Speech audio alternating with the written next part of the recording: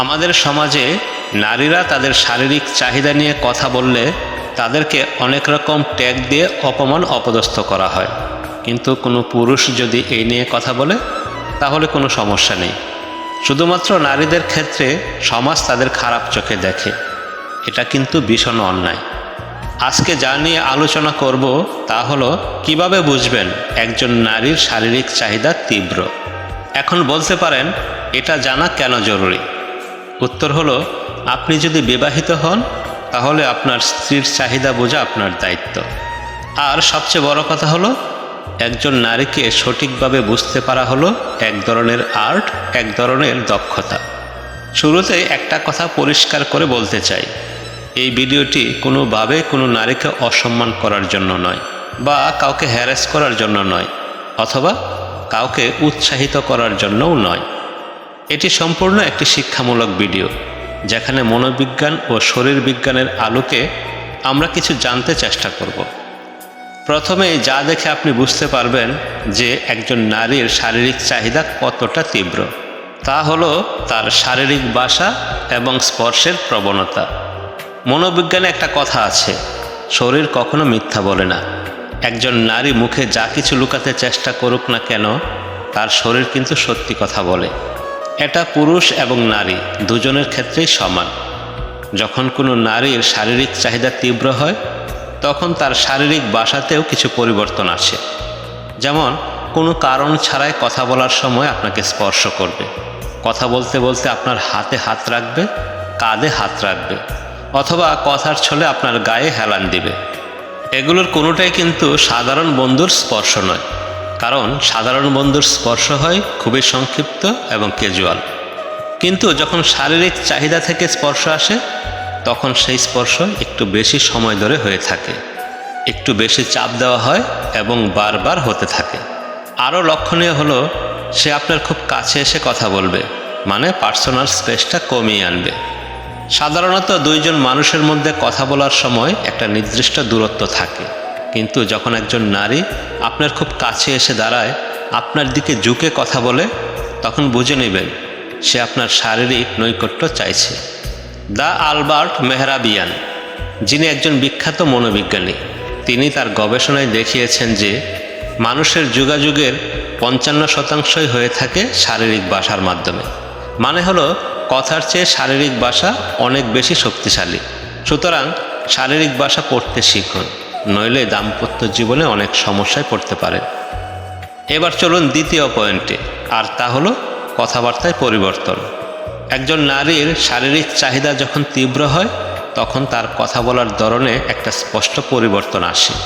প্রথমত তার গলার স্বর পরিবর্তন হয়। সাধারণত সে সবসময় যেভাবে কথা বলে তার চেয়ে একটু নরম, একটু ধীর এবং একটু গম্ভীর স্বরে কথা বলে।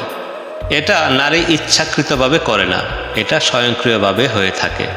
কারণ শারীরিক উত্তেজনার সময় শরীরে কিছু হরমোনাল পরিবর্তন ঘটে, যার ফলে ভোকাল করে পরিবর্তন আসে। অনেক সময় নারী ডাবল মিনিং কথা বলে, যেমন সে বলতে পারে, আজকের রাতটা অনেক লম্বা মনে হচ্ছে, বা তোমার পাশে থাকলে খুব ভালো লাগে, অথবা খুব গরম লাগছে।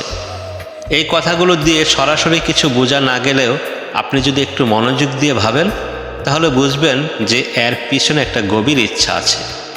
আবার অনেক সময় সে শারীরিক সম্পর্ক নিয়ে কথা বলতেও দ্বিধা করে না, অথচ আগে সে এই সম্পর্কে কথা বলতে লজ্জা পেত, আর এখন সে খোলামেলা কথা বলতে শুরু করেছে। সে বলতে পারে, আজকে তোমাকে অনেক হ্যান্ডসাম লাগছে, তোমার শরীর থেকে খুব কড়া স্মেল ভেসে আসছে, অথবা তোমার শরীরটা অনেক ফিট। এই ধরনের কথা যদি বারবার বলতে থাকে তাহলে বুঝে নেবেন সে আপনাকে শারীরিকভাবে আকর্ষণীয় মনে করছে এবং তার শারীরিক চাহিদা তীব্র। এবার চলুন তৃতীয় পয়েন্টে, পোশাক এবং সাজগুজের পরিবর্তন।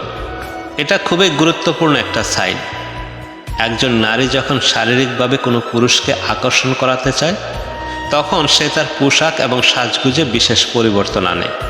যেমন সে নিজেকে খুব পরিপাটি করে, চুল সুন্দর করে বাঁধে, ভালো পারফিউম ব্যবহার করে। এগুলো করার উদ্দেশ্য হলো নিজেকে আরও আকর্ষণীয় করে তোলা। আবার এমন কিছু পোশাক পরে যা তার শরীরের আকৃতি ফুটিয়ে তোলে। মনোবিজ্ঞান এটাকে সিগন্যালিং বলে, মানে সে অবচেতন মনে সংকেত দিচ্ছে যে সে শারীরিক সঙ্গ পেতে প্রস্তুত। বাস্তব জীবনে অনেক পুরুষ বলে থাকেন, আমার স্ত্রী রাতে অনেক সেজেগুজে ঘুমাতে আসে, নতুন পোশাক পরে পারফিউম লাগায়।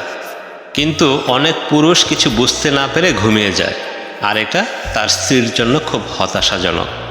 তাই বিবাহিত পুরুষদের উচিত তার স্ত্রীর এই ছোট ছোট পরিবর্তনগুলো খেয়াল করা। চতুর্থ পয়েন্টটা খুবই গুরুত্বপূর্ণ, এটা হলো আচরণগত পরিবর্তন এবং মেজাজের ওঠানামা।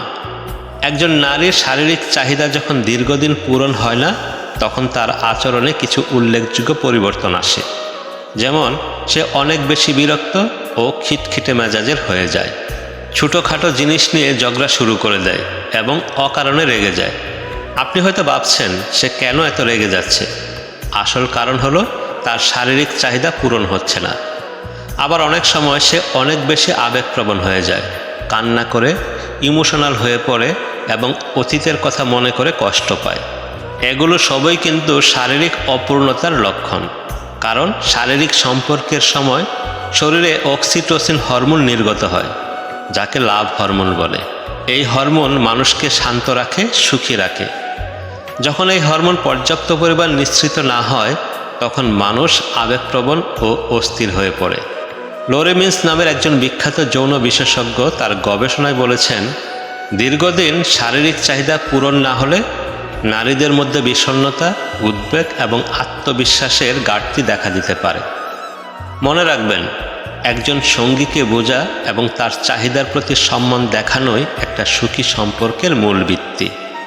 শারীরিক সম্পর্কতে লজ্জার কিছু নেই, এটা জীবনের সুন্দর এবং স্বাভাবিক একটি প্রক্রিয়া। তবে এটা অবশ্যই পারস্পরিক সম্মতি, সম্মান এবং ভালোবাসার ভিত্তিতে হতে হবে। ধন্যবাদ সবাইকে।